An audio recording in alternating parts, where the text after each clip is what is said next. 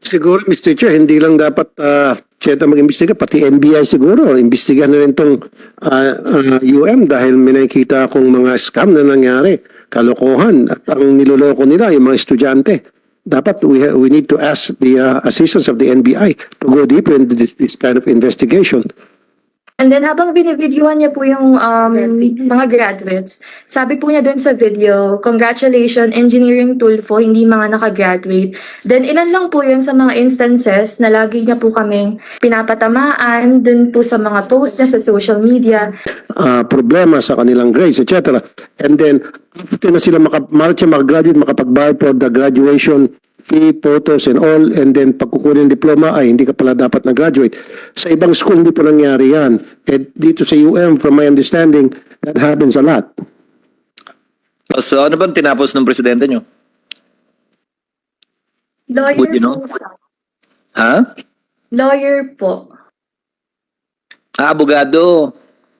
Ang magaling. Kasi abogado, and then mag-exam siya, i-exam niya ang mga estudyante sa civil engineering. Ang layo. Yan sabi ko, Mr. Chair. See? Kaya nga talagang another bullshit na naman. Ang daming ka-bullshitan dyan sa Chair resumes consideration of Senate Resolution number 700 insofar as the is concerned, issues involving is concerned. And for this purpose, Chair hereby acknowledges and recognizes the presence of Ms. Mika Bakunawa, who is one of the students, if I'm not mistaken, affected by the action and or inaction by certain University of Manila officials. May I acknowledge Ms. Mika. Ma'am, if you have any opening statements, now would be the best time to do it. You are recognized, ma'am. Mag-start na lang po siguro ako sa pag-narrate po sa start po, sa end po ng second semester namin. So, mayroon, for the context po, mayroon po kasi kaming dalawang final exam. So, yung isa pong final exam galing po sa ina-administered po from the professors, and yung isa naman pong final exam galing po sa President's Office. Then, nung April 25 po, tinake po namin yung final exam from the President's Office. Then, April 27 po, tinake po namin yung final exam namin from the professors. Then, dahil nga po natik na po namin para yung final exam, noong April 27 din po nagtapos yung sa second semester po namin. Pero, after po noon, hindi po nabigay yung results ng both exams. And then, Excuse me, Ms. Bakunawa. Chair hereby acknowledges the presence of Senator Raffy Tulfo. Senator Tulfo, we are in the stage of listening to her story. Unless you want to make any opening statements with respect to your resolution number 700. Hindi mo na, Mr. Chair, would prefer to listen first dun sa kanya mga sasabihin. Ms. Bakunawa, you may proceed, ma'am. Continue, please. Thank you po. So, tulad po ng sinabi ko kanina, hindi po nabigay yung results po ng dalawang final exam po namin. And then, during May and June po, nag-failed po na mag-provide ang University of Manila ng grades po namin sa previous semester po namin. So, during April po, end ng April, May, June, wala pong nakarating sa amin na announcement para po sa grades namin. And then, noong July 6 po, nagkaroon po kami ng application for candidacy for graduation. Sa application for candidacy for graduation, dun po inaasikaso ng mga graduating students yung mga grades po nila para po makapag-apply na po ng graduation. And then, nalaman po namin on that day na yung professor po pala namin, the night before July 6 lang po napasa ang grades namin. So sinabi po sa amin na bumalik na lang po kami on July 10. Pagbalik po namin ng July 10, dun po namin nalaman na meron po kaming failing grades on say 4 courses po namin na hinahandle po ng isang professor lang po. And then, on July 14 po, nag-attempt po yung iba naming mga kaklase na i-enroll na lang po yung 4 courses na na-fail nga po namin. And then sabi po ng head of the registrar na mag-wait po muna ng consultation from Madam President. Baka daw po kasi makapag-arrange daw po ng special exam. Then, On that day din po, nag-request din po kami ng meeting para din po i-clear po yung issue along with the students and the parents po. And then on July 14 po, sinabi po sa amin ng head of the registrar na hindi daw po magbibigay si Madam President ng special exam. And nagkaroon din po ng meeting through Zoom kasama po ang acting head ng College of Civil Engineering na si Sir na ang professor po na nagbigay nga po sa amin ng failing grades sa 4 na courses ay nagbigay daw po ng revised grades. And then on July 21 po, bumalik po kami sa school para humingi po sana ng update. And then nalaman po namin na withdraw po ng professor po yung revised grades po na pinasan niya. And then on that day din po, nag-ask po kami, nagkaroon po kami ng chance para makausap po si Madam President through phone call. Then nag-offer po siya sa amin ng special exam po on July 26, 27, 28. Pero dahil, but because of the gravity of the situation po, nag-decide na po yung parents and the students na i-report na lang po kay Senator Tulfo yung nangyari. So, ang other concerns pa rin po na gusto din po sana namin i-address is yung faculty shortage po. One professor po has been tasked with teaching a vast number of students from the school year 2020 to 2022, forcing him to hire students to teach subjects of the lower year students. So, sa University of Manila po kasi, during the pandemic, naranasan po namin na mga higher level students lang din po ang magtuturo sa amin. Dahil yung iisang professor lang po ang naka-assign po sa College of Civil Engineering and licensed civil engineer din po. And also, gusto rin po sana namin isali yung mga plagiarized and copyrighted books. Sa University of Manila, though hindi naman po kami nila nire-require, may times po, like nung first year po kami, yung ibang professor po nire-require po kami bumili. Pero napansin po namin na yung ibang books po nila is copyrighted lang po or plagiarized galing sa ibang mga books from other authors po. And then, yung lack of transparency and unclear grading system. Dito po sa professor namin na nag-fail po sa amin ng 4 courses, hindi po kasi sa amin na-disclose yung grading system po niya.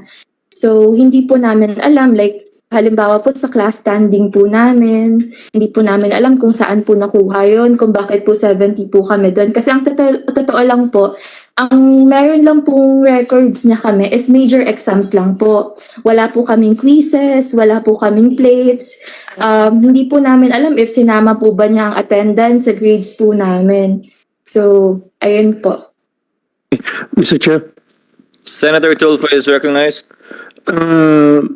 Ms. Mika, when you guys came to my radio program, nabanggit niyo sa akin, kasama sa inyong complaint, yung bang the professor after na kayo po'y binagsak lahat, nag-resign, na-find out yun na ba yung reason kung bakit siyang nag-resign?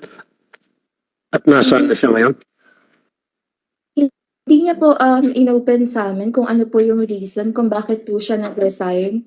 Pero And yung school, hindi ba nagsabi sa inyo kung bakit siya nag-resign? hindi rin po, sir. So wala siyang binigay na reason maging school kung bakit after na bagsakin kayong lahat, basta na lamang siya nag-resign. Senator Tulfo, with your permission. Ms. Baconawa, can you switch on your screen? Mahirap kasi pag itim lang yung kausap ni Senator Tulfo eh. Thank you, Mr. Chair.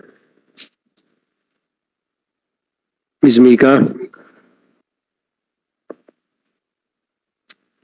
Miss, yeah, better. Okay. May question ako sa DepEd, ano? Sino bang pwede kong tanungin sa DepEd dito? Sorry, I'm sorry. May question ako sa CHED? Yes, Mr. Chair. Okay. Attorney Farolan, tama lang ba yun yung patakaran ng UM na matapos silang ibagsak sa mga exams nila, hindi pinapakita yung grades at hindi pinapakita kung paano sila bumagsak at bakit sila bumagsak. Yun kasi ang patakaran ng ever since daw eh. Your Honor, considering that the matter is still in mediation, I will answer more on the general, based on the general policies of CHED.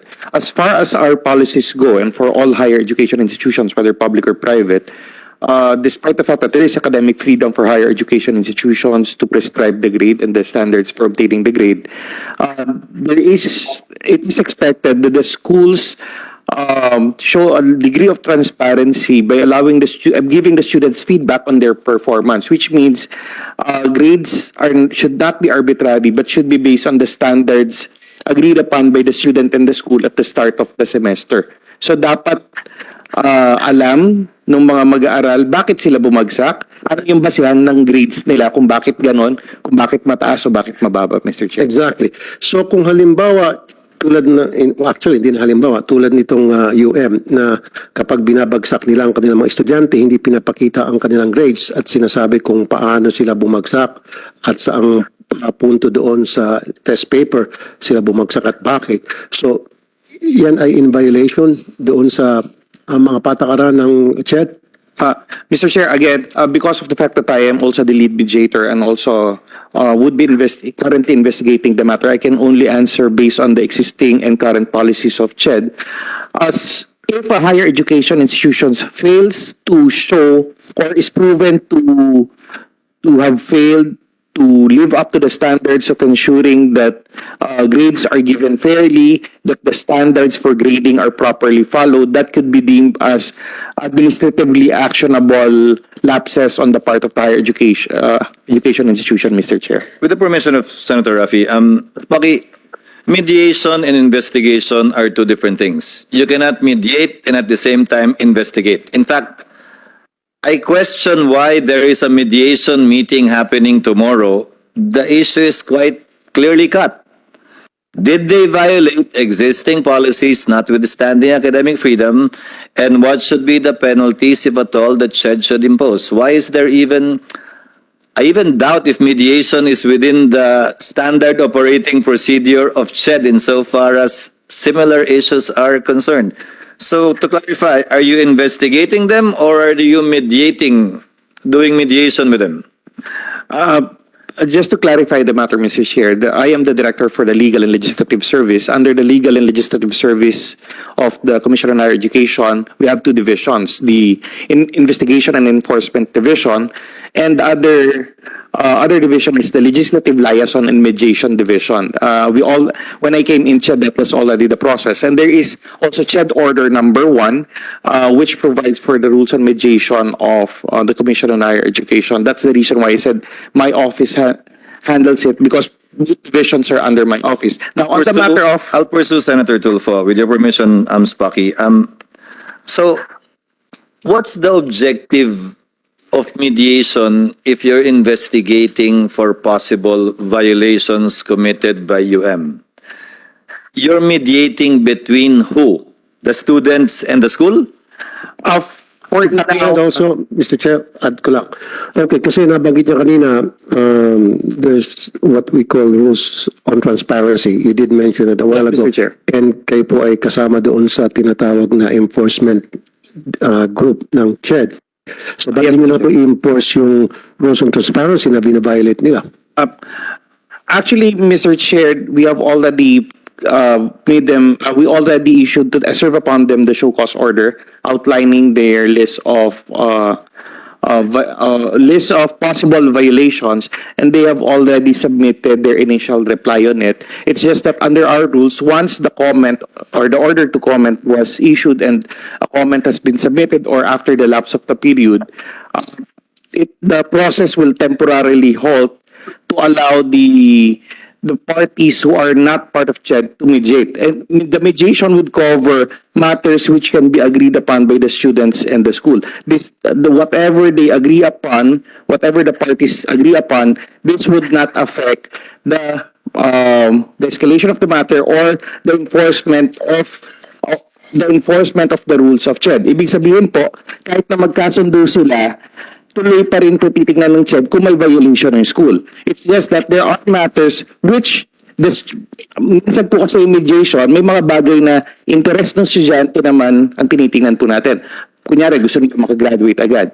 If we follow the regular process of the investigation, it might take some time. Pero kunyari, napapayag naman, sige, papabayaan na lang namin sila mag-exam. O kaya, sige, papabayaan namin sila mag-graduate. And there are times that happens, that saves time when it comes to the students' welfare. But it doesn't mean that CHED will waives its power to enforce and ensure that UM is compliant with the regulations of CHED, Mr. Chair. So for the record, to summarize, CHED is mediating between the students, acting as mediator as between the students affected on the one hand and UM on the other hand.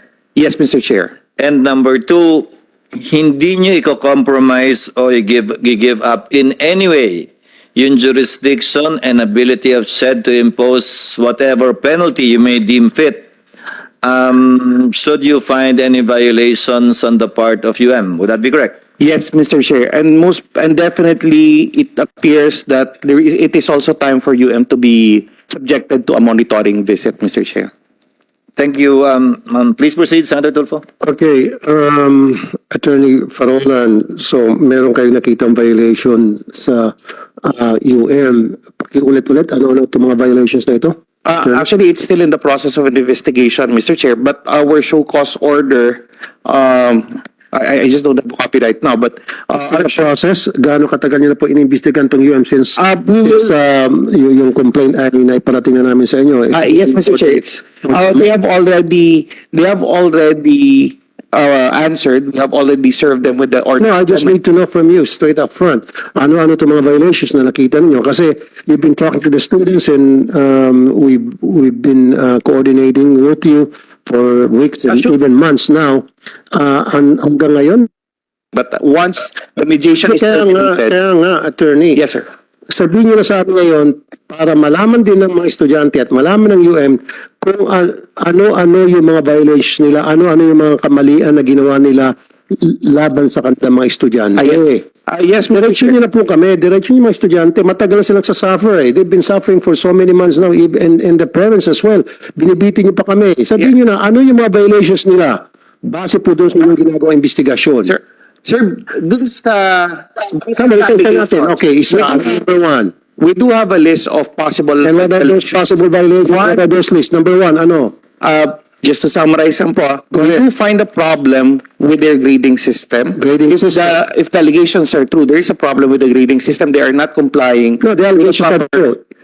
The allegations are true. And you know, for a fact na may mga ebidensya sila. Okay, grading system. Sir, may violation sila doon. Baka kami naman na ma-question kasi since we don't have an order Sige yet. po. Number two, ano pa po yung mga violations na kita nyo? So, nakita rin namin yun sa allegation, if it is true that they have to explain why they are allowing professors to handle too many subjects for particular cases. Okay, number three. There were also allegations of illegal exactions or nangolekta ng mga fees Okay, good. for tutorial fees and for, meron pa nga yung isa, yung bull ring. Correct.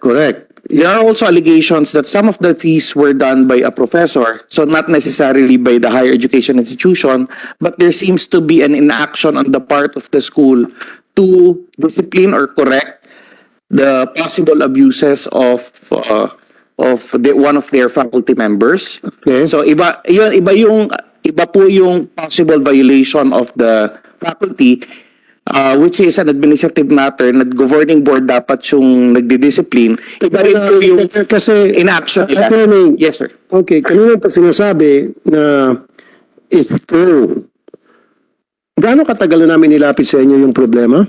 Kung matatanda nyo sa? It's been how long? A month. Mula naman. Yes. Mula naman. So doon sa isang buwan, hanggang ngayon, hindi nyo pa po nalalaman kung allegation ba o totoo yung mga sumbong na inilalapit ng mga estudyante. Sir, diretso, abogado ka, hindi po ako abogado, okay? For that 30 days na na-handle nyo po yung kaso, and then yung mga estudyante na nakakausap nyo, and I'm sure itong mga estudyante nakapagpresenta na sa inyo ng mga ebidensya, hanggang ngayon, hindi nyo pa nalalaman kung talagang confirm ba o yung allegations o hindi. Sir, Kasi palagi mo sinasabi, if it is true. sir, nag-iingat lang po kasi kami dahil since we are the one who's going to come out with the decision. I know you should have come up with a decision by now since it's more than a month. Sir, naka-mediation po kami ngayon, Mr. Chair. Yun nga sinasabi kanina ni Chairman Cheese, mediation and investigation. Okay, magandang pagka-explain mo. Pwedeng mangyari yun. However, dun sa investigation, para kayo po makapag-mediate properly, you have to come up with the result of your investigation para yun ang magiging bala nyo against doon sa eskwelahan nang sa gayon, you have the upper hand pagdating sa mediation. Right? Kasama po yung sa tinitingnan natin, Mr. No. No. Sir, kasi if kung meron kang bala after sa ginawa ng investigasyon and you find out na napakarami talagang violation, so when you sit down with them, meron ka ng hawak ng mga bala. So you have the upper hand na para idikta anong gusto niyo mangyari on behalf of the student, pabor sa mga estudyante, pagdating sa mediation table. Diba? Sa ngayon kasi, you go to mediation na wala ka pang bala, wala ka may presenta, pabor sa mga estudyante, sa UM, because you say you still doing an investigation. Kaya nga, sabi mo, if it's true. So pupunta ka doon sa mediation, lagi mo sasabihin, if it is true, this will be your sanction, this will be your penalty. If it's true, puro if it's true. Dapat, pag pumunta ka doon sa mediation table, ito po ang nakita namin, mali kayo. Number 1, ito yung mali nyo. Number 2, at ito yung mga pieces of evidence. Number 3, ito yung mga pieces of evidence na kayo mali na naman. 5, 6. Ngayon, pag upo nyo sa mediation table, hindi na masyado makakapalag yung UM. I mean, Mr. Chair. We would be willing to share, Mr. Chair, if we can request for an executive session with the committee. But we could no, in terms of transparency, you have to speak up. At dito yung mga estudyante, ayoko naman na magbubulong-bulungan tayo at yung mga estudyante, hindi na pakikinggan yung mga pinagsabi natin. Mr. Chair, kasi Mr. Chair, what do you think? kami yung magbibigay ng decision. What you're asking me is to provide the decision already, Mr. Chair, which unfortunately we cannot do without prejudicing the validity of our decision. Mr. Chair, sandali lang muna. Alam mo, Attorney Farolan, wala mahina kayo eh. I'm sorry, na hindi ko minamalit yung CHED. Hindi sa nagmamagaling ako rito. I'm just using common sense here. Okay? Sentido común, ika nga.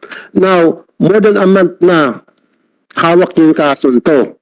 And then, in those more than 30 days, I'm pretty sure you had the opportunity and probably took that opportunity and the time to interview the students and review the pieces of evidence they presented to you. Right? So, and I'm sure nakapagtanong-tanong na rin po kayo sa mga taga-UM na buksan nyo ang kanilang libro, nakita nyo yung mga policies nila, kinumpara nyo, binangga nyo, reklamo ng estudyante versus policy nila versus all these pieces of evidence equals to ito yung resulta. As simple as that. Nagpapasikot-sikot ka pa, sir. Ang problem kasi baka lang, we don't want to prejudice the decision that would be coming out. Kaya nga, it's 30 days na hindi ka pa rin po nakakapag-come up ng decision.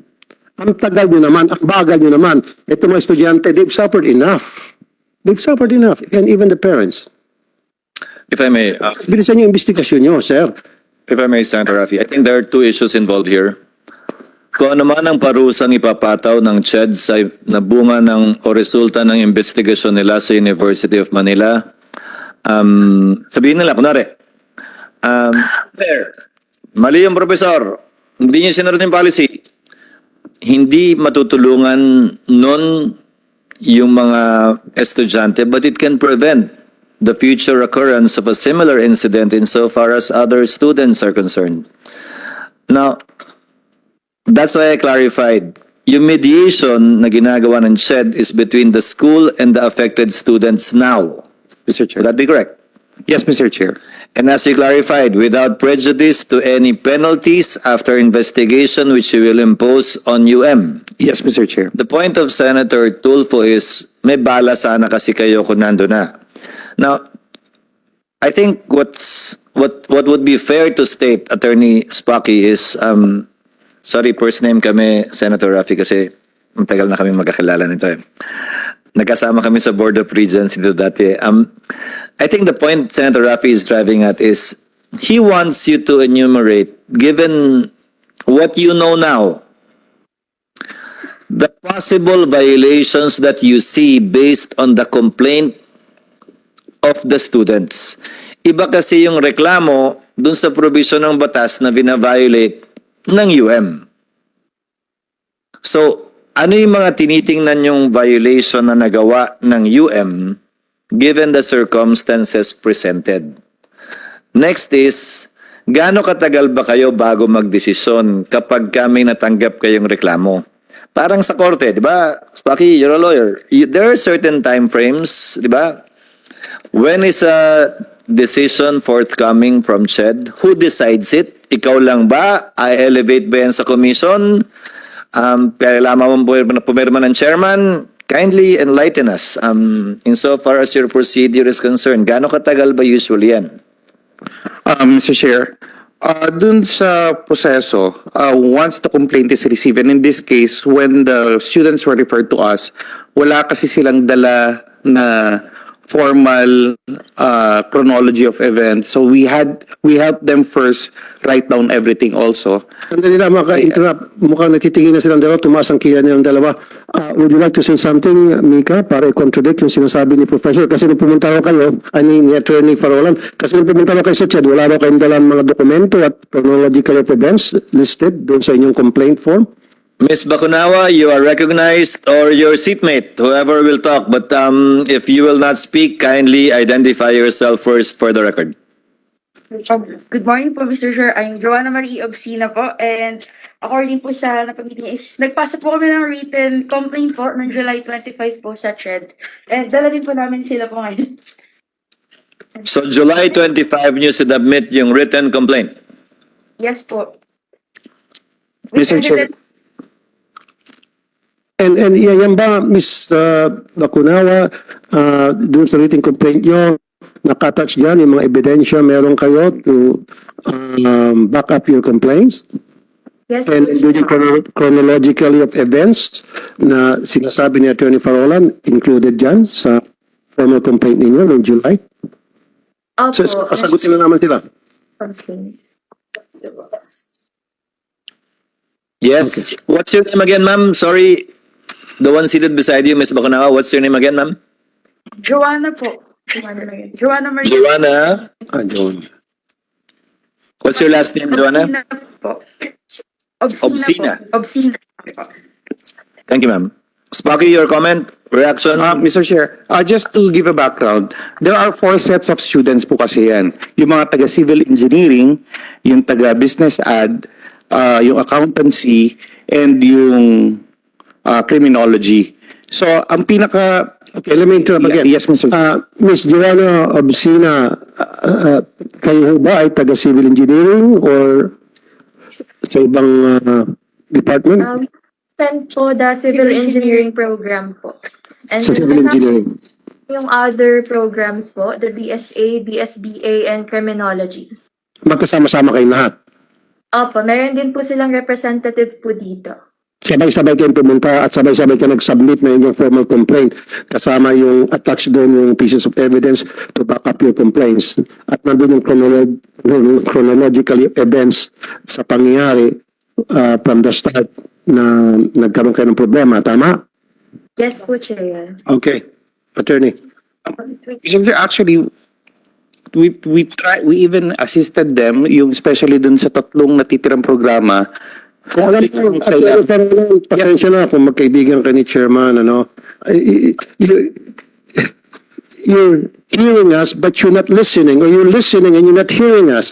Sinabi na kanina ni Chairman, okay, pinagbibigyan ka na nga niya. Baka kaya kayo natagalan, baka meron kayong procedure, baka meron pa mga mag-review doon sa mga complaint, meron ba mga board, o meron pa ba mga kung sino-sinong Poncio Pilato, Herodes, Barabas, Estas, kailangan pa muna titingin doon sa mga reklamo bago kayo makaka-come up with a decision na ito na nga yung pag-decide namin sa mga complaint. Kaya kami tumagal tulad sa korte na meron talagang nakalaan na time frame na hanggang kailan ba dapat matapos yung isang kaso. Yun eh. Dapat pasikot-sikot ka pa, Attorney Farolan eh. Mr. Chair, Sinasolta ka ng mga estudyante. just to answer the query on the period, Mr. Chair, yung usual practice namin, 60 to 90 days lumalabas yung decision, depending on the time we need to do Okay, the bakit 6 to evaluation. 90 days? Yung 60 to 90 days, that would include the time na nag-iipon ng ebidensya, nagkakaroon ng inquiry kung kinakailangan. Depende po kasi kung ano yung reklamo. Bakit nga 60 Tapos, days po? Bakit 60 days? ang Paano sa kaso nito mga estudyante, kailangan na nila makapag-graduate? Hindi, ngayon po, kaya nga po inano namin na may mediation process din. Kasi kung ang interes ng mga estudyante ito, tingnan muna natin interes ng mga estudyante. Nasa rules po kasi namin na pagka nag-mediation, parang sa korte rin po, temporarily hinto muna yung pagbilang ng period para sa investigasyon. But did you explain that to the students? Yes, Mr. Chair. Miss Joanna, na-explain ba dyan sa inyo at payag kayo sa ganong klaseng sistema at proseso? Na-explain ba sa inyo yan? Yes, Was it Mr. explained Chair. properly? Na matatagalan, na naabot ng 60 days yung result ng ginagawa nila investigation? Pero Was it regarding po explained to you? Mr. Chair, hindi po kami po nasabihan. Okay. Sir, we were... So I don't have any problem, Mr. Parola, yung kung talaga yun ang patakaran ninyo na abutin ng 60 days na hindi minamadali para all corners are covered sa ginagawang investigation. Pero you should at least explain it to the students na hanggang 6 days tayo rito ha, mga students ha. So wag mag-expect na in 30 days masusolve to. At least man lang makapag-ready sila at alam nila kung ano yung mana-expect nila. Tama, attorney? Yes, Mr. Chair. Okay, very good. Now, meron po akong suggestion, attorney. Kasi, di ba, gusto ng UM na mag-retake sila? Bibigyan sila ng special exam? May offer and counter offer yung mga estudyante, Mr. Chair, as of last mediation. So, anong offer and meeting. counter offer? Anong napag-agrihan? Unfortunately, Mr. Chair, those are matters of mediation are classified, so I am duty bound not to disclose it. Maybe by in an executive session that could be Meron kasi provided. akong suggestion, Mr. Chair. Kasi, itong talamak na patakaran sa UM, pag nagpapa-exam, yung mga katanungan sa exam ay mga bullshit. For example, bakit ka pumasok sa UM? Bakit mo gustong maging engineer? That's BS. And then, pagkatapos ng exam, bibigyan na lang sila ng resulta, hindi pinapakita yung test paper na bagsak. Yes, kasama yan. Ganun na nga yung tanong, mababagsak pa? Bagsak pa. Three questions, Mr. Chair. BS na question. Di ba? And you know that. So, ang suggestion ko, lahat ng mga mag-exam, mag-retake, kailangan monitored at supervised ninyo. At kailangan okay sa inyo yung mga questions doon sa test paper at hindi puro mga bullshit. And then, pagdating na doon sa pag-check ng test paper, kasama po kayo para masiguro na walang nangyaring bias doon na kung kailan lang gusto ng professor pasahin sila ipapasa. In most cases, binabagsak sila sabay-sabay at pare-pareho pa yung grade. Kung yan nakalagay 70, Mr. Chair. Lahat sila 70. Wala man lang nag-75 o nag-74 o 73. Lahat 70.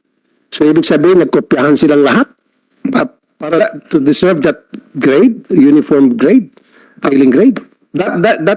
All those conditions are very reasonable and valid, and that could be arranged, Mr. Chair. But I think the students should be asked whether they are actually interested in taking the exams being offered, or even the possibility of taking those makeup exams, Mr. Chair. Okay, sige. And then later on siguro, sa mga susunod na pagpapa-exam ng UM, sa mga estudyante nila, in the coming years or days and weeks, tuwing magpapa-exam yung UM, from now on, dapat monitor na ng CHED kasi puro bullshit yung mga katanungan sa mga test paper. We will find measures to ensure that they conduct exams properly, Mr. Chair. With the permission of Senator Tulfo, may I ask the students affected, what do you want? What remedy or relief are you asking for? If Attorney Sparky cannot tell us what's being discussed in negotiations mediations because he's the mediator, you're part of those proceedings. So may I ask, What do you want and what is unacceptable in the offer and counter offer of the school? Anyone? Mr. Chair, yung last mediation po na nangyari, we are proposing po na sana hindi na po kami mag-take po ng special exam, but kung meron mo pong other options like special project po or other assessment po na pwede pong mangyari, baka pwede po nila i-consider. Now, if that is the case, yung exam ba talaga, hindi naman siguro yun lang yung tanong na bakit nyo gusto maging civil engineer. May mga tanong naman tungkol sa pagiging civil engineer in that particular subject. Would that be correct? Computation lang po, Mr. Chair. So, perhaps you can consider an option also for Attorney Spocky. For the papers or the examination papers to be simply evaluated again since nag-resign na yung teacher by another professor and to be graded accordingly with no additional expense or action on your part, no additional expense or action too on the part of UM, just another professor grading your exam papers. Would that be Mr. possible? Chair, pwede makasingit? Of course. Hindi ako mag-agree, Mr. Chair, I'm sorry to disagree. Kung another professor from the same school, pwedeng mag-usap-usap na yan, sila pwedeng na-influence na eskulahan. Siguro kung meron man third party siguro from a different university or from CHED, na kung sino pipili ng CHED na mag-review ng test paper na kung saan sinasabi sila na nag-fail doon sa mga computations. Actually, according to the students, they had only one professor in the entire College of Civil Engineering. So, wala naman na nag-resign pa. So, wala naman na talagang professor from UM who can evaluate it. It would have to be a third party. Kasi Mr. Chair, di ba puro bullshit sa UM? Paano kung iasan nila yung professor sa biology para mag-check ng test paper nila? Double true. bullshit na yun. So, third party tayo? Let's go for a third party. Question out of curiosity. Why did the president give an exam to civil engineering students? Kayo ba yung binigyan ng exam o ibang course yun? Lahat po, Mr. Chair.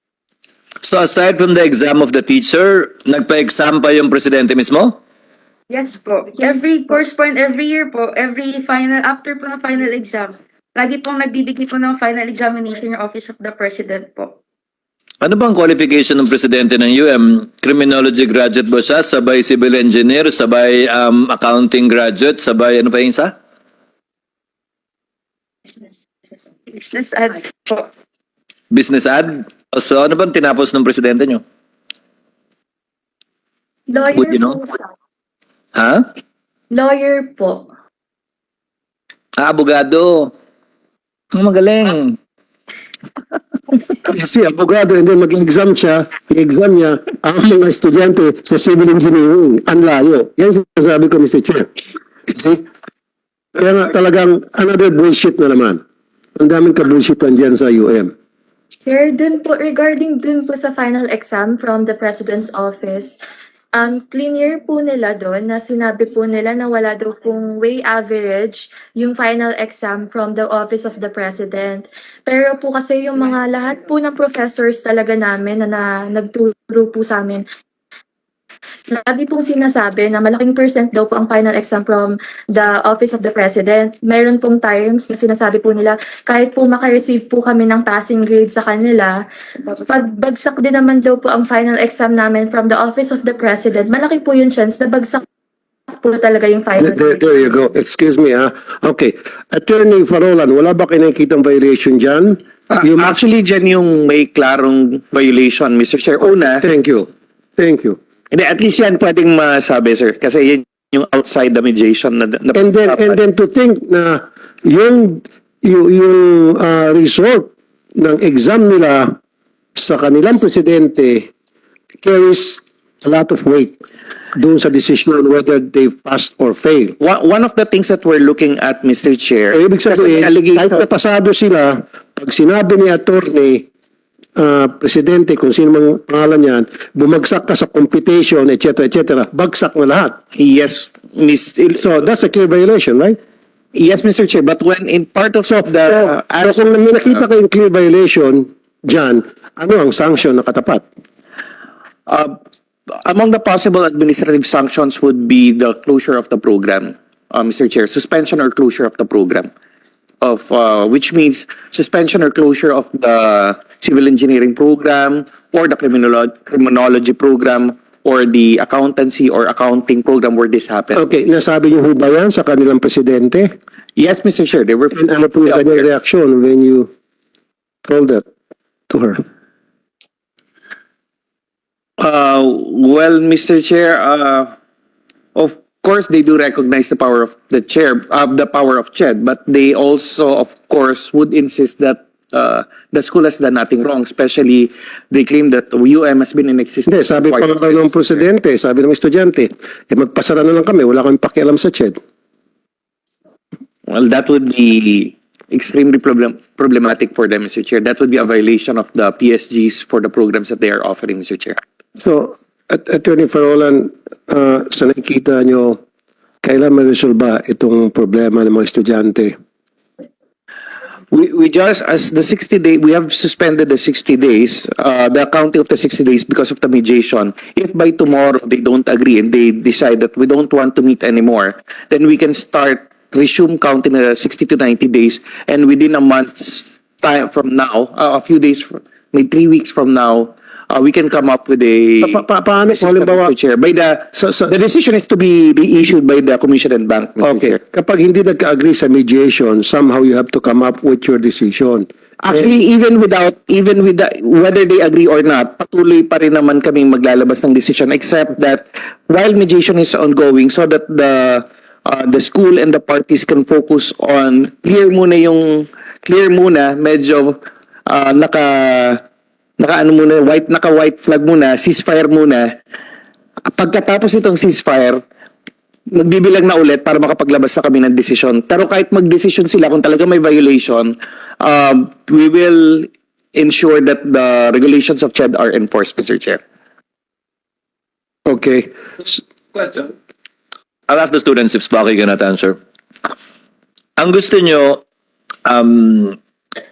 additional workload na lang sa ibang bagay, hindi mag-take na exam ulit. Ang suggestion ko is have a third party, as amended by Senator Tulfo, go over your papers and grade it accordingly. Out of curiosity, anong gusto ng school? Mag-retake kayo na exam? Tama? Yun ang hinihiling naman ng school. Yes po. Again, ma'am? Yes po, Mr. Chair. So, yung huling meeting nyo, sabi nila, mag-take kayo na exam. Sabi nyo, pwede ba ibang make-up activity na lang imbes na mag-exam kami uli? Yes po, I'm Mr. adding a third option that you can consider, which is have a third party go over your exams, tinake nyo na exam, no additional exam, and to grade it accordingly.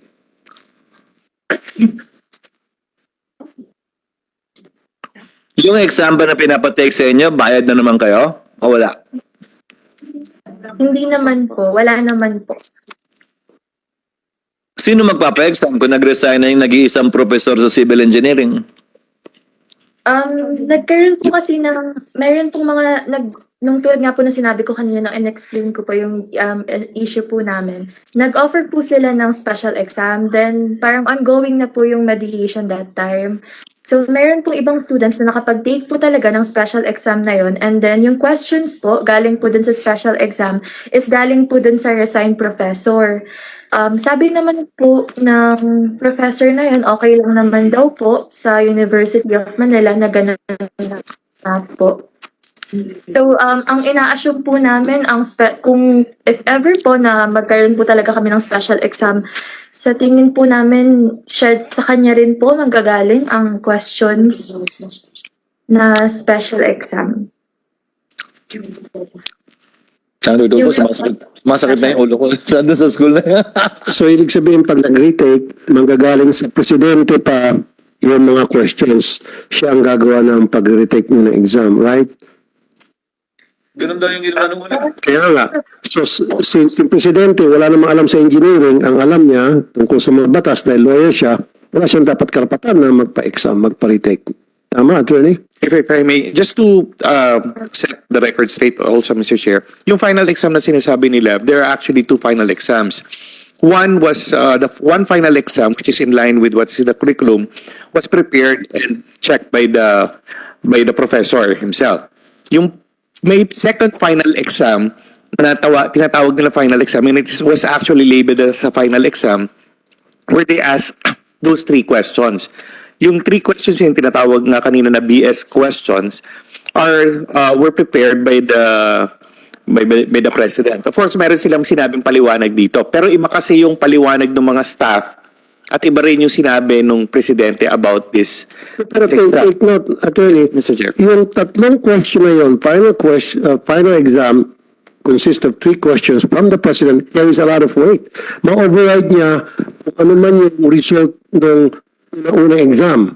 Kahit na pumasa sila sa unang exam, pero pagdating doon sa 3 questions na hindi nagustuhan sa kapityo lamang ni President doon sa kanyang katanungan, pwede bumagsak na sila.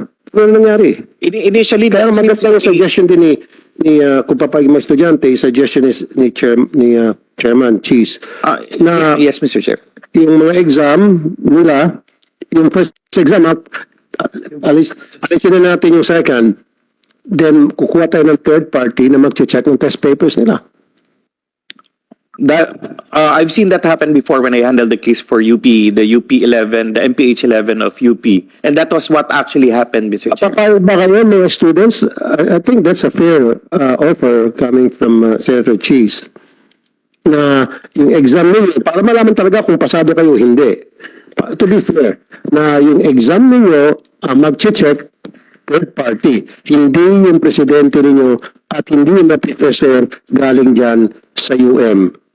Ibang professor na ang pipili ay yung CHED. At yung papasa, karapat dapat talaga mapasa. Baka naman meron talagang medyo hindi pumasa dahil hindi tama yung mga computation o talagang nag-fail talaga.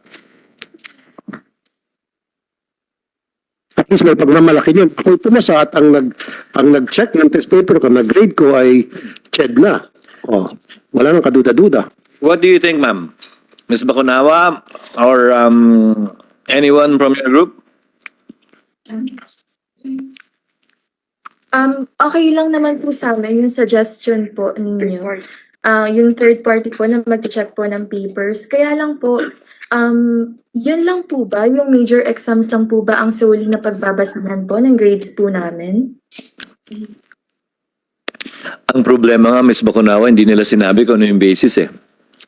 Opo, kasi yun din po yung question namin. Actually, hindi po na-present sa amin ang grading system.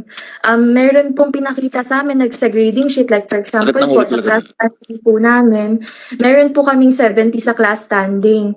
Then, based po dun sa student handbook, ang class standing po, binubuo po siya ng quizzes, ng attendance po, or other course requirement. Pero dito po sa 4 courses na na-fail po namin, wala po kaming quizzes, wala po kaming plates, wala po kaming assignments or recitations. So, hindi po namin alam kung Okay. So, in other words, it's possible na hindi lamang sa final exam kayo bumagsak. Maaaring may mga ibang bagay pa. So, sabi mo sa mga quizzes and po, wala pong ibang pinagbasihan po ng grades namin, kundi yung major exams lang po. okay. So therefore, mag-concentrate tayo doon sa major and final exam. Kung pasado kayo doon sa major and final exam na ang mag-check ay third party, pasado na kayo sa lahat. Tama? However, ang tanong, paano kung bumagsak sa final exam? Pero pasado kayo doon sa mga quizzes and all. Wala nga quiz eh. Wala nga. Wala pala. So, Walang ibig quiz, sabihin, diba? ang deciding factor whether they will graduate... Final exam lang talaga eh. Excuse me, Attorney Paro. So, in other words, ang deciding factor ay yung final exam. Okay? Yun lang talaga ang pinagbabasa. Yun lang talaga sukatan. From start to finish, major lang. Bali, nasayang lang yung mga activities nyo from the very beginning. Mr. Chair, Yes, please, ma'am. You are recognized. Mr. Chair, di bali talaga final exam lang po talaga yung pinagkuha. Major exams lang po talaga. So, kung bagsak po kami ng prelims, bagsak na po talaga yun lahat kasi wala po rin kami pinagkukuha ng ibang grades like quizzes, grades po, assignments, or other course requirements po. And attendance rate po, hindi rin po namin sure kung sinama po ba. Kasi talagang sa major exams lang po talaga sila nagsisir nagbase po ng grade po namin na pinasa.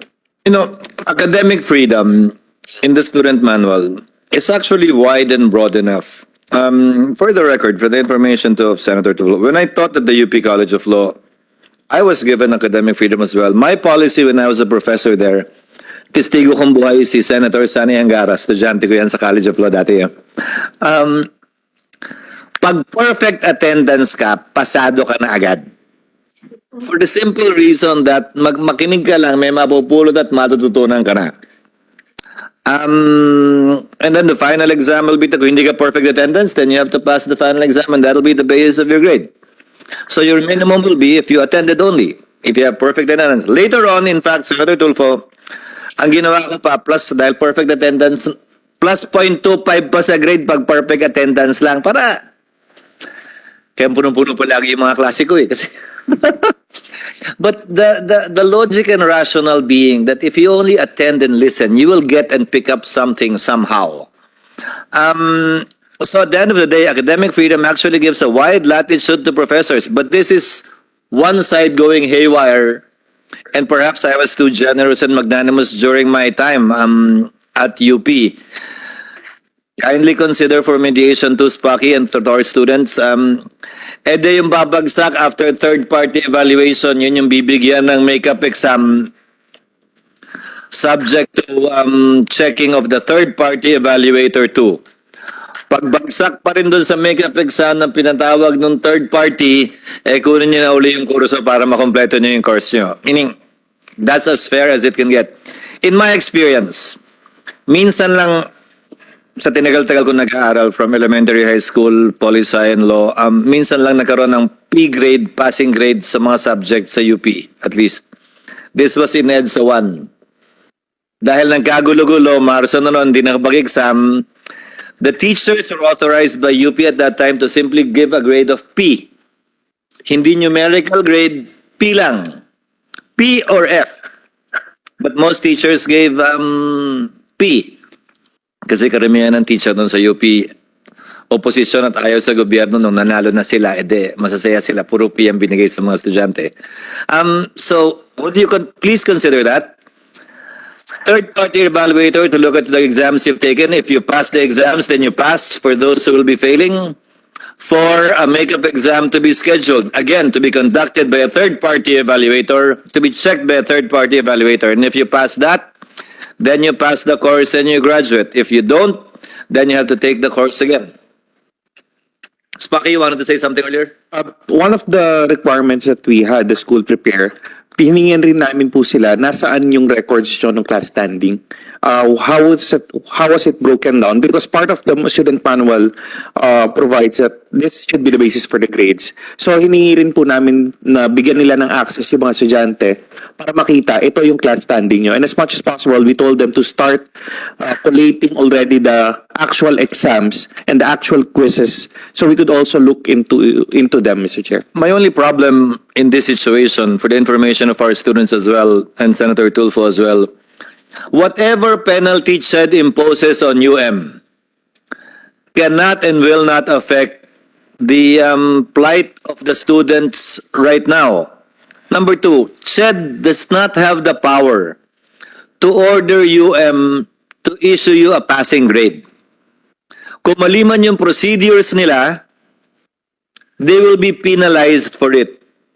One of the possible penalties is to order that the course itself that they are offering be terminated and closed. That will now affect first, second, third, and fourth year students, not only you. Hanap sila ng mga ibang eskwelahan. It's only through mediation, if at all, that your concerns will be addressed and answered. That's why we're trying to look for options that will be brought up in mediation. Unfortunately, UM was not here to attend despite notice. That's why, for the information of Senator Tulfo before he arrived, the chair issued a show cause order, given that they were properly invited, duly received, but did not even bother to send a representative or explain their absence. Chair earlier issued a show cause order why they should not be cited for contempt for failure to even explain their absence or be here this morning at the very least. Chad, okay. Matagal na ginagawa to ng yung baluktot na patakaran na wala palang mga quiz. So ang pinagbabasihan lang kung makapasa man ang estudyante o hindi, mag-graduate o hindi, ay yung sa final exam. And this has been going on for quite some time. Ano ang nakikita niyong action para dito? Knowing na matagal na ginagawa to ng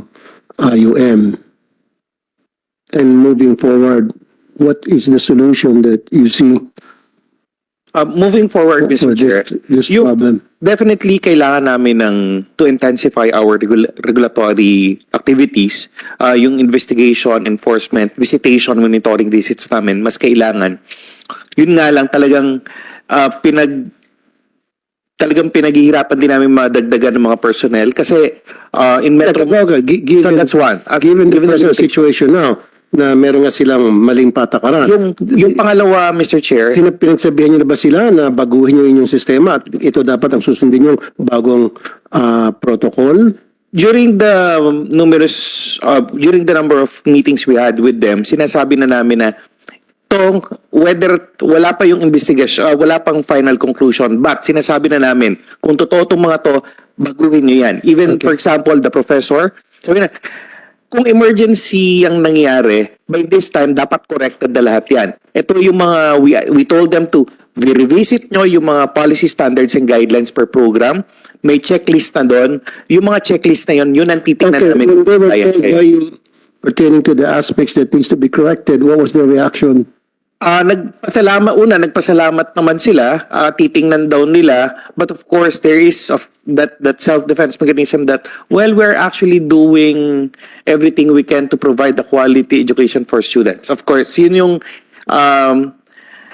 they recognize it, but You have the power na para panghimasukan na at magpadala kayo ng mga tao ninyo doon sa UM kasama to make sure po na they're compliant? yun po yung monitoring visit na ini-schedule namin, Mr. Chair, kung saan bibisitahin ng CHED formally na ang UM. Kasi ang UM po lumalabas based on the reports submitted to my office.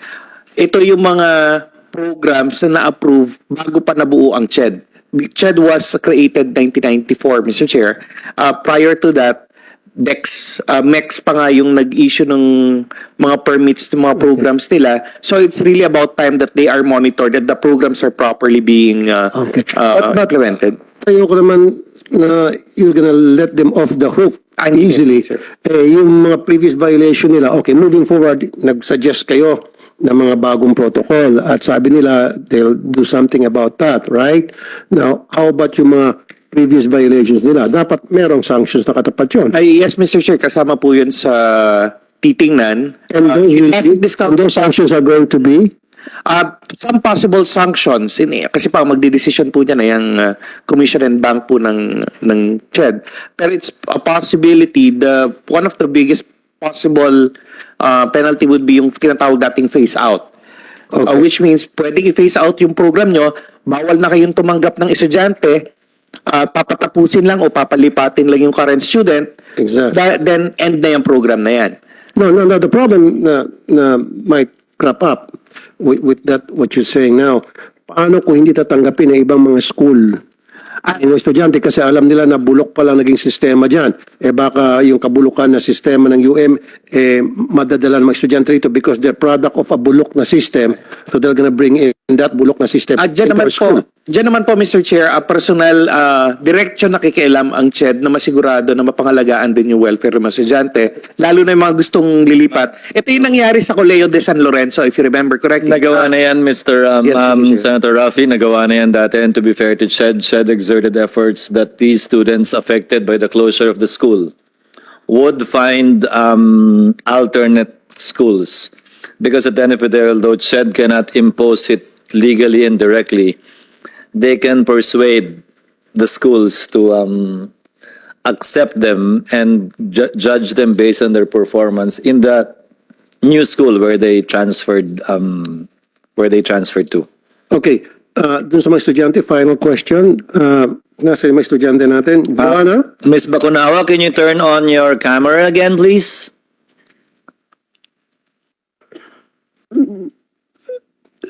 So, Ms. Bakunawa? nawala ata sila. Nandiyan ba?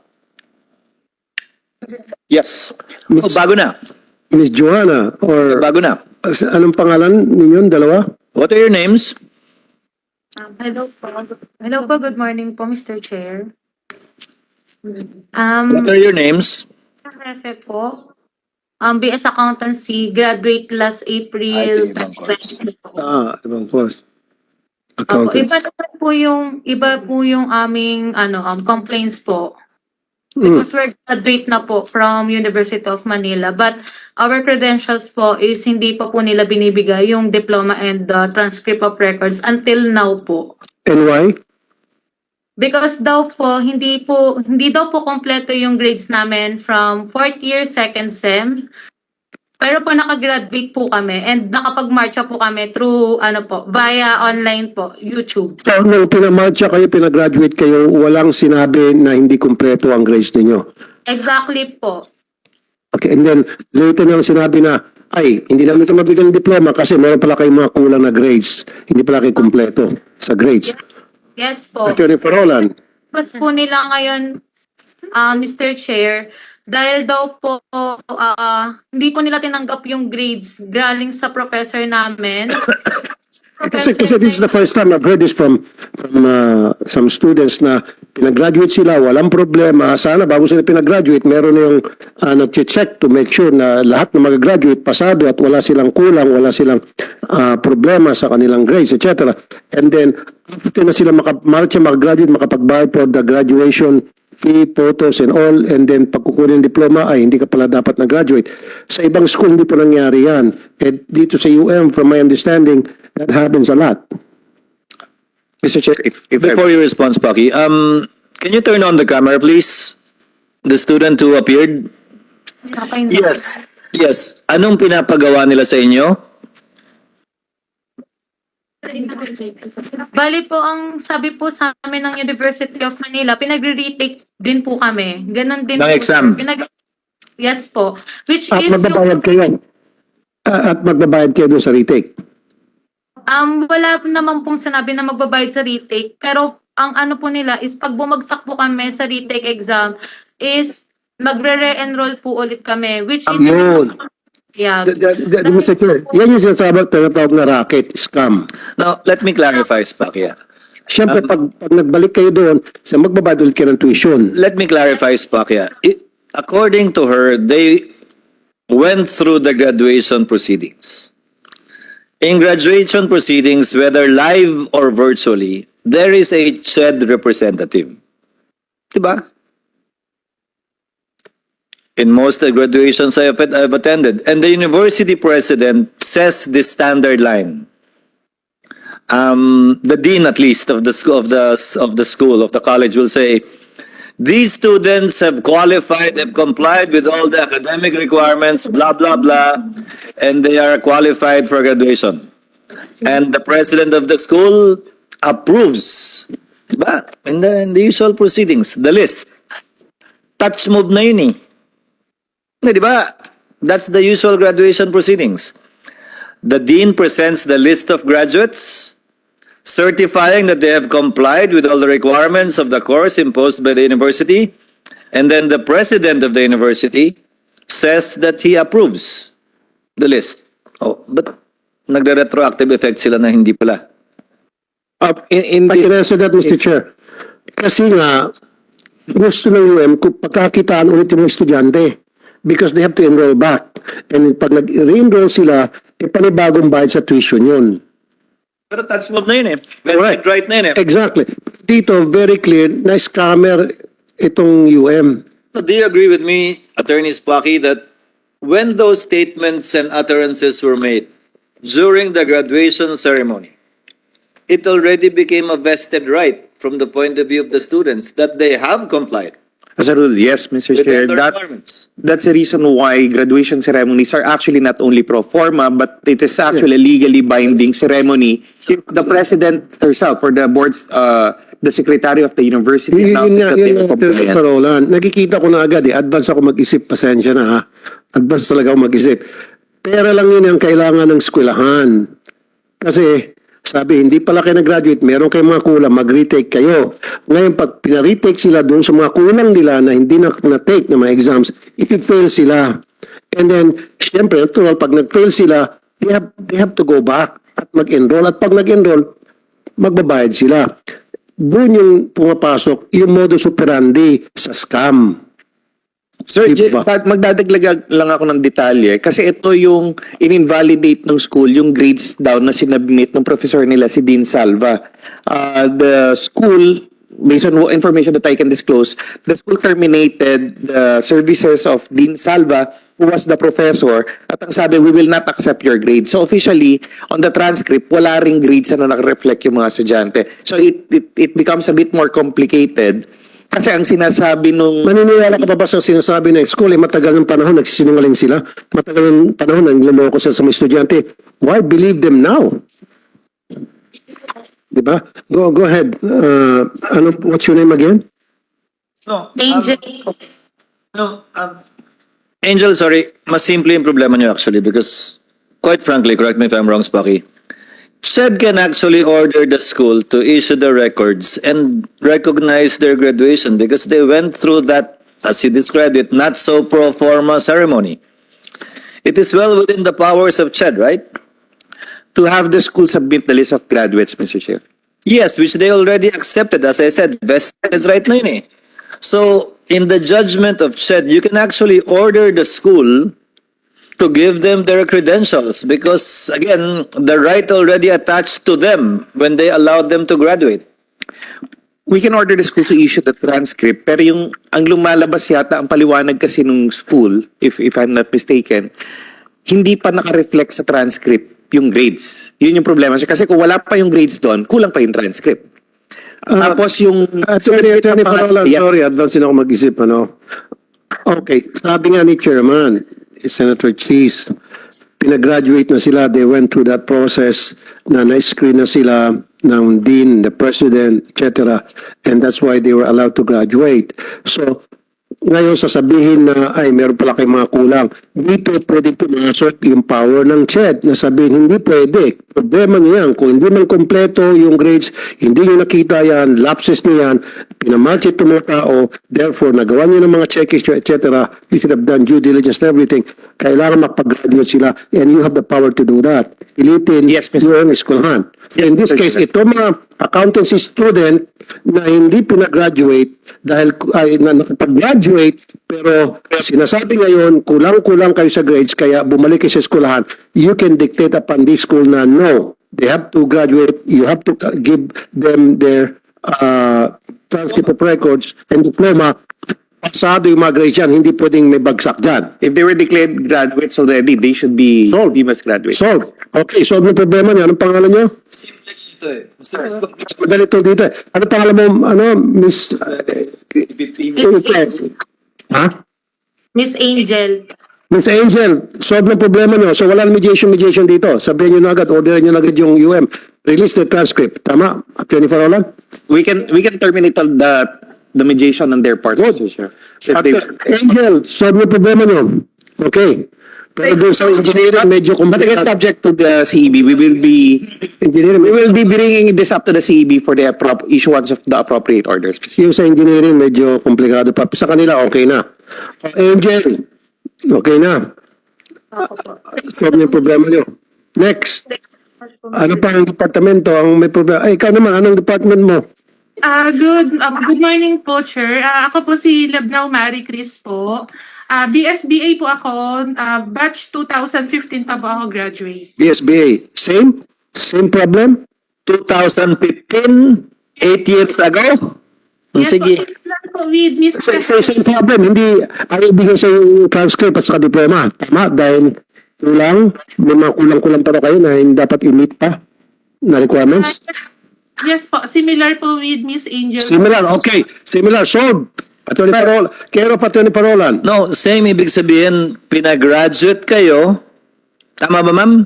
Yeah, same nga, sinabi niya. Pinag-graduate sila, You went through the graduation ceremonies, tapos sinabi after the fact na hindi pa kompleto yung grades kung nyo. lang palang grades. Tama? Opo. Pareho. Sold na. Attorney Parolan. I-clear lang kung naka-attend siya ng graduation mismo. No, Kasi- were you able to attend the graduation ceremonies? Yes po. Nung 2015 po. 16. 15. 15. po. Siya yung may problema with the internship. Ayaw i-credit yung internship niya, Mr. Chair. But she's still at same basis. Attorney Parolan. Na yun eh.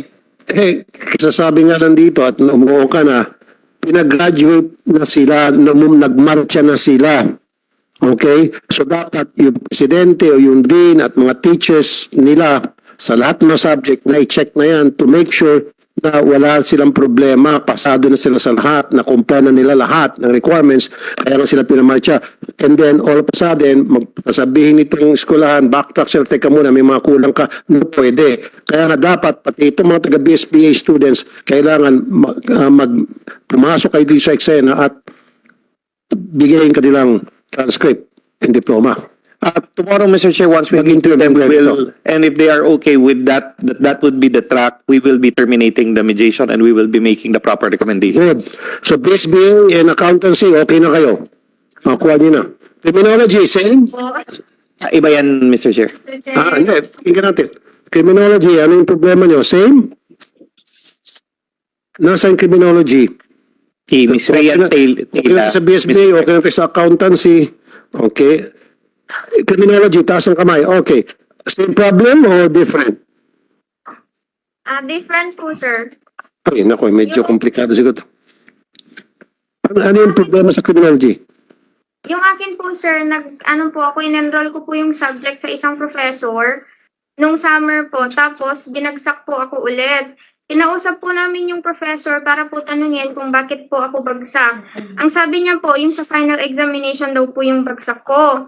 Pero nung last week po, nung nagkaroon po ng mediation, ang sabi po ng representative ng UM, wala daw pong percentage yung final examination. So ngayon po, ang inaano ko lang po sa University ng Manila, if kung may transparency po ba na bagsak talaga ako, kasi po kung wala pong patunay na bagsak ako, kahit ipasa na lang po ako, aalis na po ako sa school, kukunin ko. Okay, in short, hindi pinakita sa yung result ng iyong exam.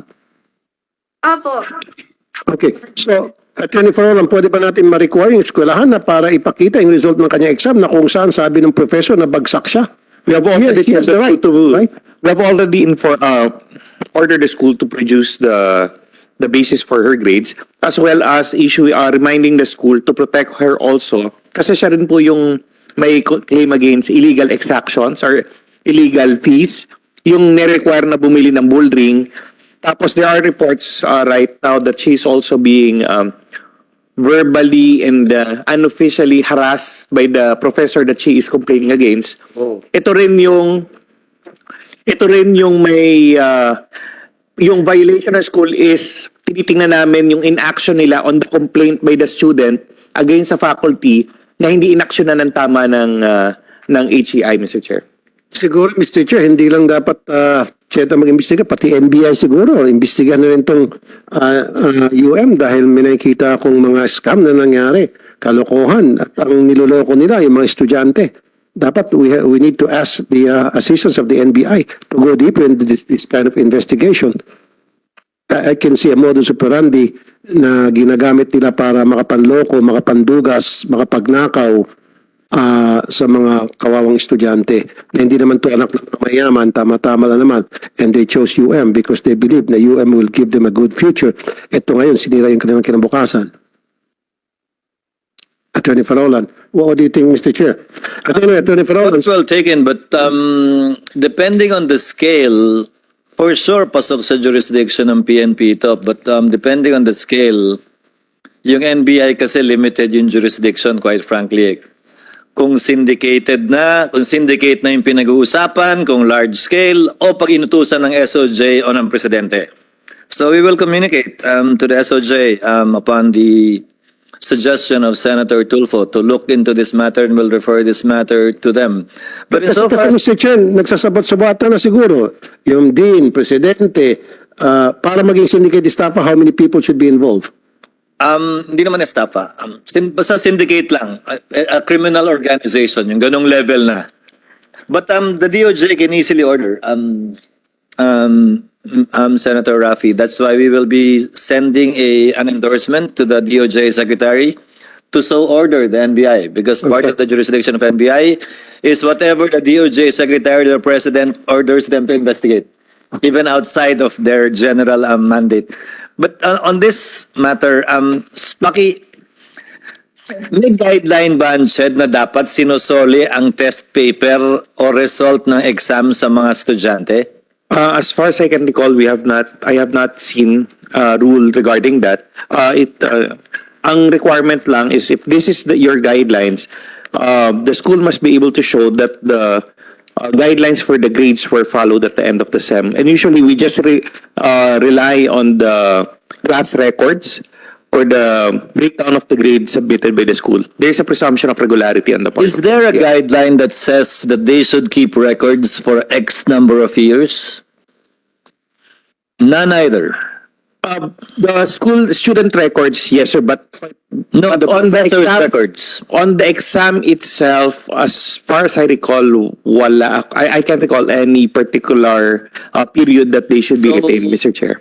As an outcome of this committee hearing, can I formally ask CHED to study the issuance of regulations to the effect that, number one, for all results of examinations, whether it's a quiz, a midterm, or final exam, to be returned to the students, not only applicable to UM, in the interest of transparency. This will not affect academic freedom in any way.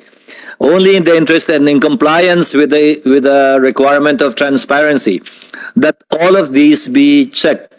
Sa karanasan ko, may mga profesor ako noon, pag binalik yung test paper, ni walang sulat yung mga sagot, final grade lang nakalagay sa harap. Okay lang din yun, at least binalik pa rin.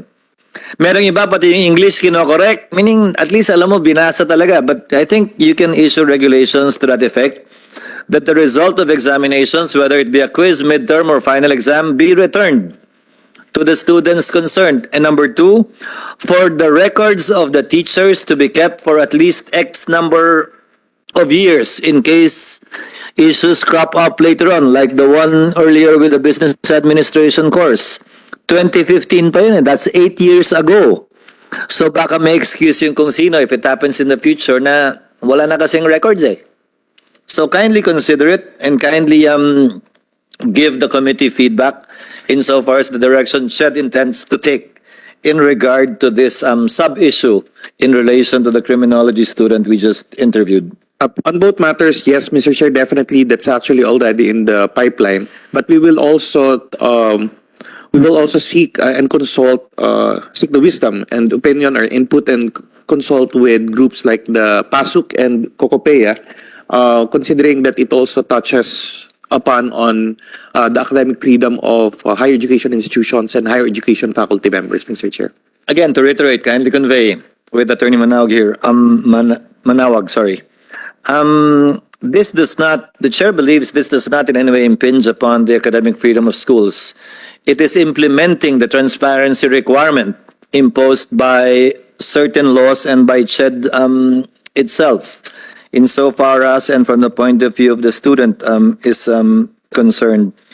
Also, in light of this, may I ask, are there regulations on the part of CHED as to when grades should be submitted after a course is taken?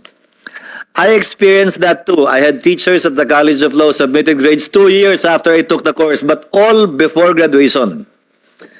If there are no regulations on the part of CHED, perhaps it's also time to set a maximum which is before graduation or 2 years perhaps. No, or 2 years perhaps. The problem, Attorney, for Roland, with before graduation, a month before graduation, baka nawala na yung professor eh. Baka nag-retire na, nag-resign, tinanggal, o baka for one reason or another is no longer available. Hence the need for the grades to be turned in within a fixed period, not necessarily based on the date of graduation or year of graduation. A reasonable delay would be a semester. That's it. Diba? First semester nag-take, tinake yung course, dapat bago matapos yung susunod na semester, so kung last sem niya na yun, pumasok na rin yung grades of first semester. With the colatilla that for graduating students, their second semester grades or third semester grades, if it's trimester, must be in within X number of days before graduation.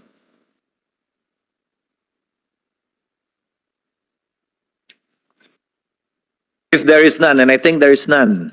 Right now, the guidelines are vague, Mr. Chair. It only provides for reasonable time. Precisely, but reasonable time may be impinged upon retirement, death, and unavailability of the professor within a short or longer period of time. We will, Mr. Chair. Feedback, the committee also give us feedback and revert to us with respect to the direction CHED will be taking on these issues. Yes, Mr. Chair. Thank you.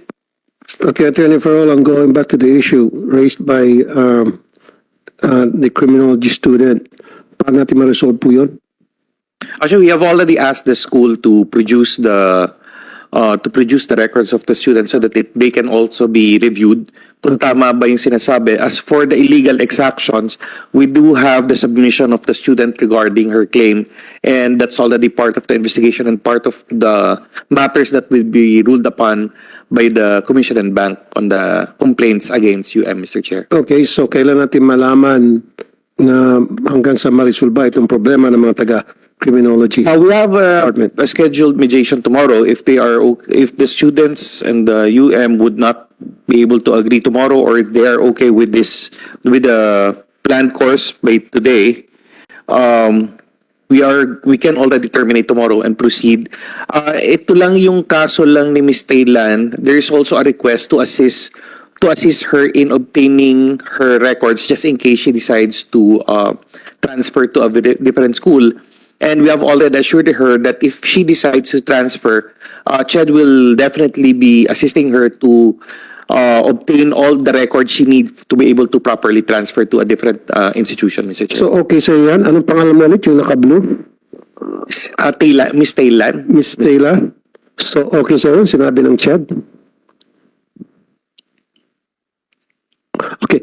And we have also, I'm sorry, Mr. Senator, we also instructed the school to make sure that whatever the student was complaining about the possible harassment being called out in class because she complained, or yung mga parinig, that they inform the faculty to stop that already. Any further complaints, that would be a different case. Kaya nga We will pwedeng pursue. pumasok dito yung NBI yung ginagawang harassment, yung pambubuli dito sa mga estudyante dahil nagsumbong, plus yung binebentan sila ng bull ring. Kapag hindi sila bumili ng bull ring, binabagsak sila. Now, ano po yung sanctions nyo rito? At meron naman kayong mga ebidensya, pinakita ng mga estudyante na pinagbebentahan sila ng sing-sing at yung hindi nagko-comply, binabagsak. Isa na po sa binanggit namin kasi hindi po namin ang disciplining jurisdiction over faculty members of higher education institutions. Natatapos po yan dun kasi parang labor issue po yan. Natatapos yan sa higher education institution, sila dapat ang nagdi-discipline. Now, if they don't act on it, that would be an additional, the school can be made liable for not complying with our guidelines on student services. Now, on the faculty itself, doon medyo nagkukulang ng kapangyarihan po ang CHED because we really don't have any disciplinary power directly over the Well, who has the disciplinary power? it's the governing board of the school. Which is, ano yung susi nating gobyerno? Yun nga, sir. Ang tinitingnan na lang namin, isa sa napag-usapan at tinitingnan po namin angulo dito, if the professor is a licensed criminologist and he is teaching criminology, one area where we can move forward is to have the license revoked with the PRC. Kasi okay, yes. o kunyari criminology license siya, siya yung gumawa nitong modus na kailangan bumili kayo ng sing-sing, otherwise hindi namin kayo papasa. However, sanction naman ng school, ibig sabihin, alam ng eskwelahan at pinapayagan ng eskwelahan, dapat may pananagutan din ng eskwelahan dahil pinapayagan nila mangyari yun. Definitely, Mr. Chair, as I mentioned, ang issue sa school is hindi sila guilty na sila yun ang olekta. Ang guilty, possible sila guilty Pinayagan. dahil pinayagan o hindi nila inaksyonan yung reklamo, Mr. Chair. So ano pong pwedeng parusa, penalty dun sa eskwelahan? Again, it could be suspension, phase out, or even closure, Mr. Chair, of the Okay. program. Wala akong nakikita problema dyan. Ang gusto ko lang mangyari, lahat naman naka-enroll ngayon sa kung ano man subject yan, patapusin muna hanggang makatransfer, and then pag na-transfer na nalinis na yung mga estudyante na naka-enroll sa mga subjects na yan o kurso na yan, saka natin i-phase out. Ayan yung, that's a concept And then of ask phase them out. to stop accepting enrollees. Yes, Mr. That's automatically included in the phase out order, Mr. Chair. Kasi yan naman talagang banta ng eskwelahan sabi ng mga estudyante na ipasaran nyo na lang kami for all we care. Yan daw palagi ang mantra, naging mantra na ng presidente ng UM. So matutupad na yung kanyang kagustuhan. Okay, so criminology, meron pa bang iba? BSBA, wala tayong problema. Accountancy, so criminology, yun, kasama pa rin sa mediation. Any other course? Yun lang, apat lang, Mr. Chair. Okay. So yung criminology na lang at saka yung sa engineering ang itutuloy sa mediation. Yes. Ito yung dalawa, Yeah, solved na. tomorrow, Mr. Chair, is the second Scheduled mediation, and we will determine what programs or what representatives would be deciding that they would want the mediation terminated, Mr. Chair. Any other points, Senator Tulfo? I think I've covered everything, Mr. Chair, except maliban lamang kung meron pang gustong sabihin to mga estudyante natin ngayon. Anything else from our invited students from UM? May gustong sabihin pa ata sila. Yes, ma'am. You are recognized, ma'am. Mr. Chair, is it okay lang po ba to ask? Kasi some of CE students din po is gusto na lang din po mag-transfer if ever po. Kasi po, simula po nung nag-start po kami magsumbong po kay Sir Raffy Tulfo po, nagkaroon na po ng start na emerging po na nag-start po yung school na ipinapahiya po kami, or some even, nagsisend po sila ng threats po sa amin, or yung mga students po mismo yung nagsasabi po sa amin na sinasabihan po kami ng nga po sa school, gano'n. Tapos, Then meron po kasi mga professors, meron pong isang specific teacher po sa University of Manila na meron po siyang video. And then, sorry din po sa term na sasabihin ko. Tapos, sinabi niya po dun sa video habang, nung September 1 po kasi nagkaroon po sila ng virtual graduation. And then, habang binivideohan niya po yung mga graduates, sabi po niya dun sa video, congratulations, Engineering Tulfo, hindi mga nakagraduate. Then, ilan lang po yun sa mga instances na lagi niya po kaming pinapatamaan dun po sa mga posts niya sa social media.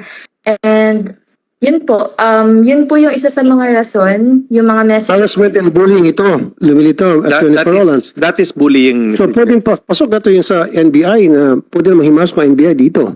And then probably sa cybercrime because ginagamit nila social media sa pangharas, pangbubuli. Kindly submit to the committee a complaint which we will endorse as the chair stated earlier to the DOJ Secretary for the NBI to look into the matter. And we will schedule this for another hearing